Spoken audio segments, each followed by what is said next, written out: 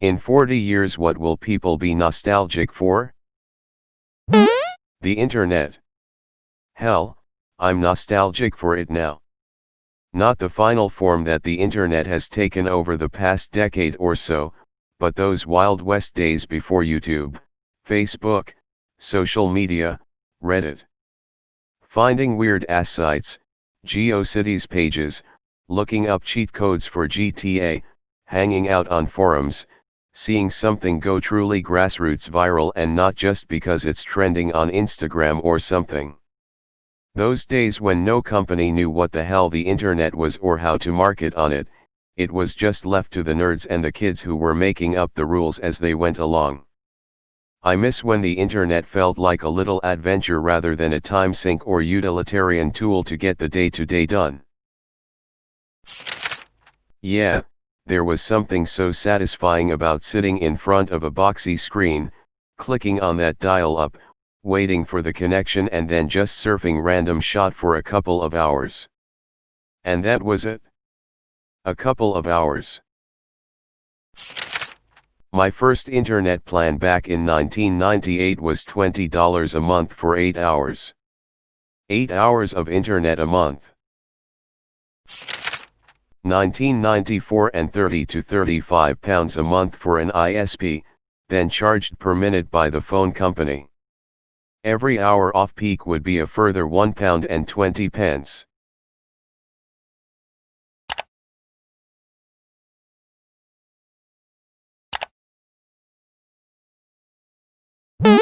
I don't want to live in the world where someone says, "Don't you miss 2020, it was simpler time."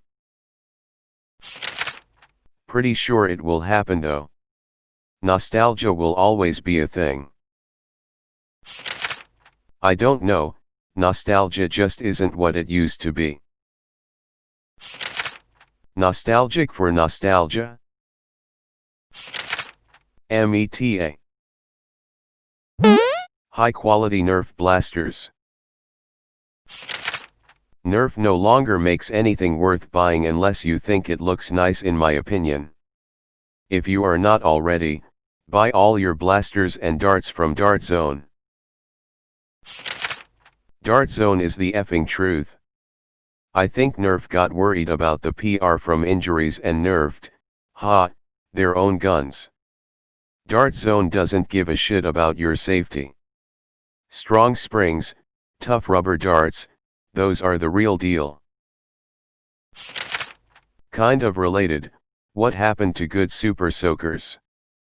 When I was a kid we had super soakers that you pumped up and they stored air pressure in a tank, then you could shoot a consistent water stream. Now when I see kids play with super soakers, the guns don't seem to have a pressure tank. The gun fires on every pump. It doesn't store pressure. What the hell? That's obviously a downgrade. I think I saw something once that said it was related to a patent dispute or something.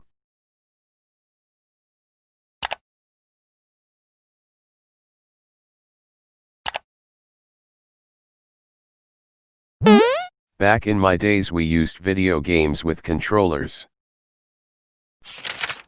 I was talking to my sons the other day, they asked me about my first job. I was telling them how fun it was working at McDonald's in high school and a friend that I made.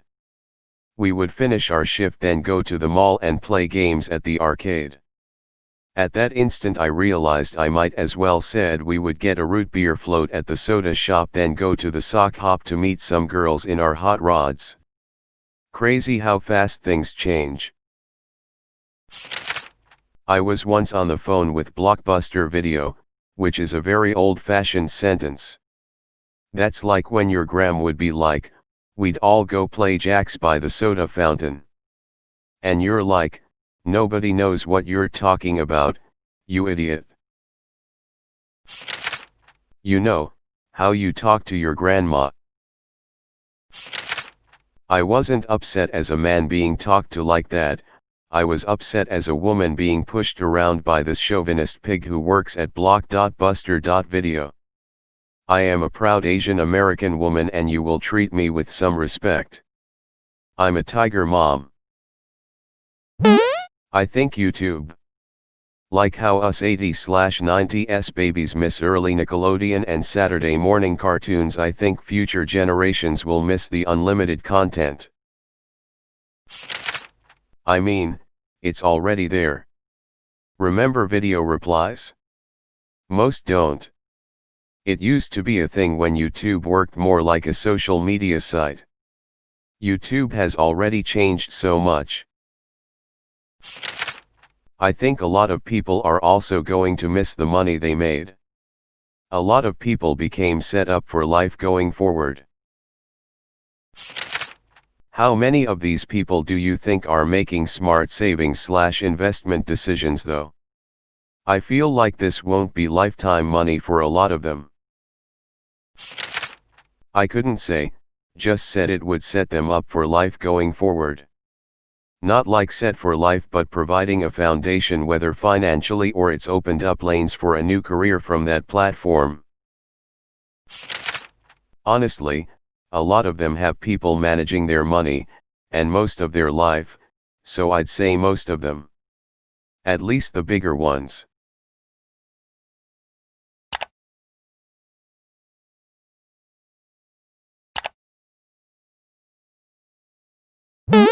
Probably gaming. It will be very different in 40 years. Honestly, full dive VR will probably be around by then. Give us the VR from Futurama and I'm gone from this mortal coil. Or the one in Black Mirror, with the effing your friends feature optional.